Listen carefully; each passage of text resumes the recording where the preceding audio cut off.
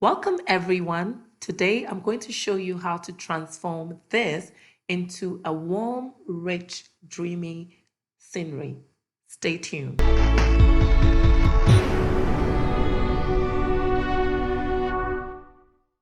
To begin, I'm going to bring in my subject. So I'm going to go to my other image and I'm going to make a quick selection by clicking on the quick selection tool. And I am going to make sure I have my layer selected.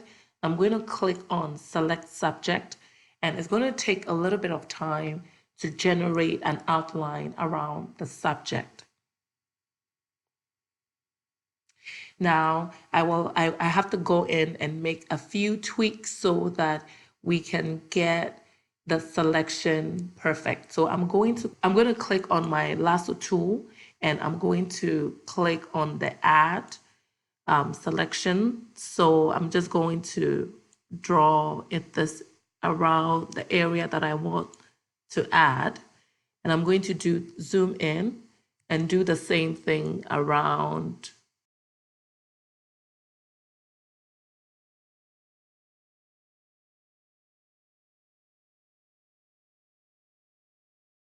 I see that we have a good selection of our subjects. So what I'm going to do is, first of all, before I create a layer mask, I'm going to create a copy of our original. And the copy, I'm going to click, making sure it's highlighted. I'm going to click on my layer mask to create a mask for me. And I'm going to use my move tool and I'm going to now drag this into our scenery. I'm going to just drop it in here.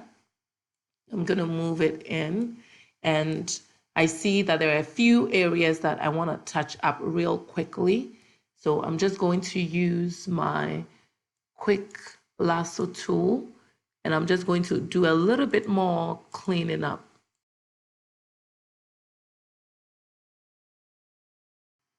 So now that I have my subject in position, I'm just going to press on my shift key. I'm going to scale it down just a little and I'm going to move her up like that. What I want to do next is take down the brightness of the subject. So I'm going to go to image. I'm going to click on my layer, go to image, adjustment, and I'm going to choose curves, and I'm going to just take it down a little. The next thing we want to do is to create a duplicate of our background. I'm going to unlock it and I'm going to create a duplicate by dragging it down to the duplicate icon. I'm going to lock our original background and I'm going to rename it as edit. So that's the one that we are going to edit. So I'm going to click on that.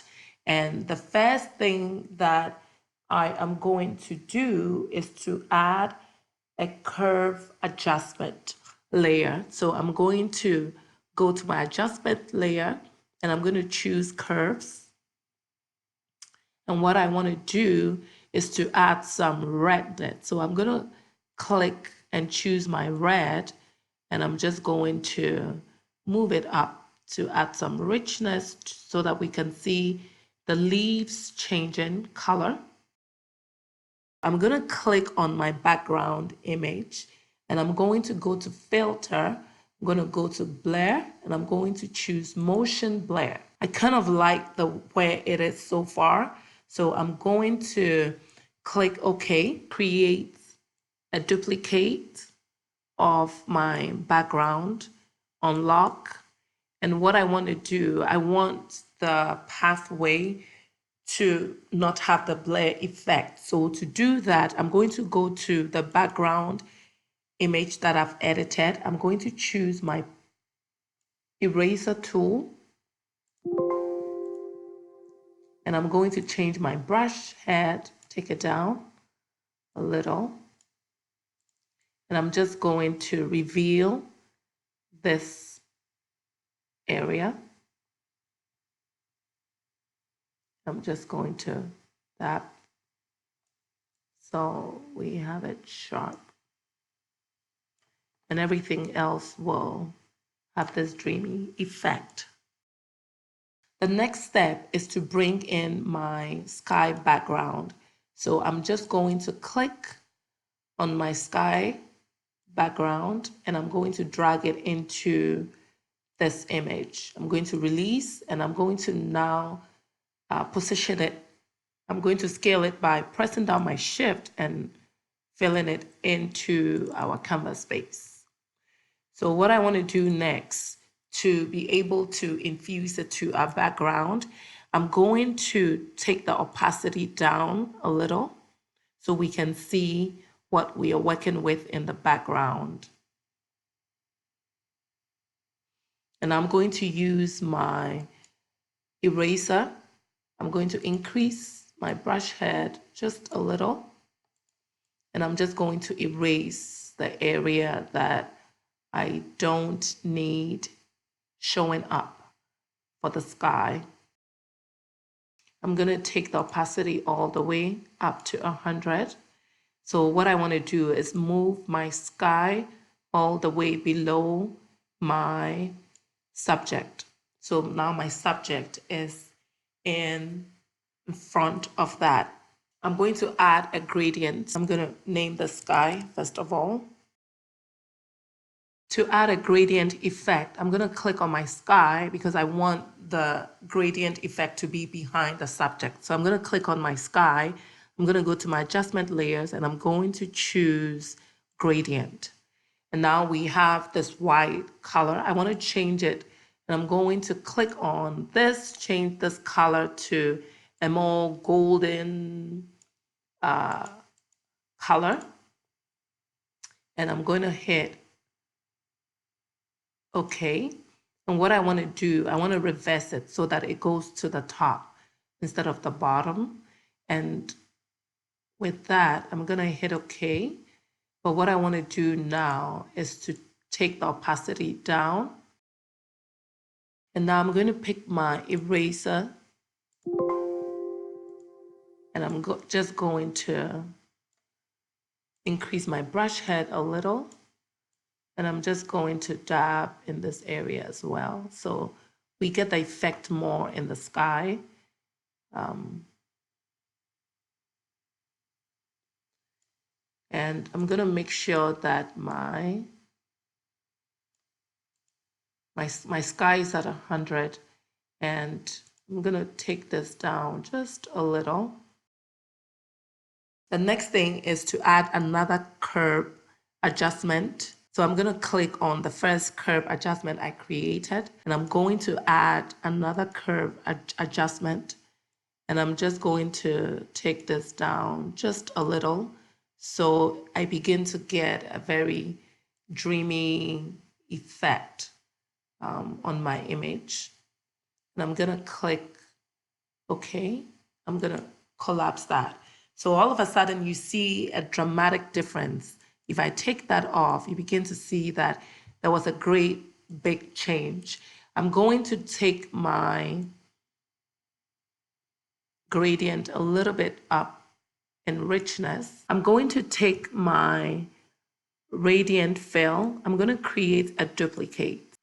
I'm going to click on my second gradient that I created, and I'm going to change the blend mode from normal to multiply. And I really like the effect that we are seeing. The next thing we are going to do is to add a little bit of a black gradient on the bottom. So we are going to click on our gradient fill. I'm going to go to gradient fill to add another, and I'm going to change it from white. I'm going to choose black. And I'm going to click OK. I'm going to click OK here. And I'm going to close that. Now what I'm going to do is pick my brush tool. And I'm just going to reveal a little bit of that. So sort of gives it a very nice effect. I'm going to pull down the opacity a little.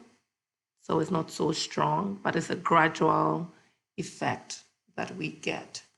So with that, the next thing I want to do is to add a shadow to our subject. As you can see, there's a soft light coming from this side. So I am going to add a shadow, and it will be casting on the opposite side of where the light source is coming from. I'm going to add a shadow. So to do that, I'm going to create a new layer, and I'm going to click on my control and hold my layer max to do a selection around it. And I'm going to fill in the selection onto my new layer.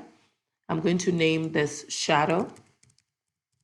It's always good to name every layer that you create. It helps you organize it and having things in line. So with that, with our subject still selected, I'm going to go to edit and then click on fill, and I'm going to make sure that my content is black. I'm going to hit OK, and it's going to fill it in for me. And now the next thing we are going to do is just go to edit and then choose transform. So now I can pick my shadow, and I can just drag it down like that. Holding down my control, I can move my shadow a little bit on this side. I'm just gonna drag the shadow because of where the light is casting from. Control D to deselect our shadow.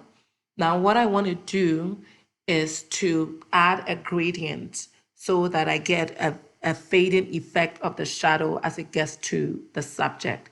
To do that, I'm going to click on my shadow, create a layer max. And on the layer max, I'm going to choose my gradient, and I want to make sure it's fading from the color to shadow. And I'm just going to drag straight like that.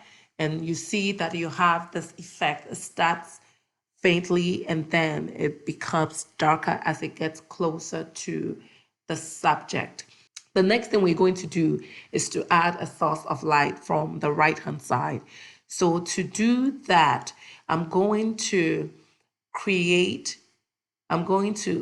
click on gradient to create a new layer, and I'm going to double click on the color, change it. I'm actually going to keep it as white.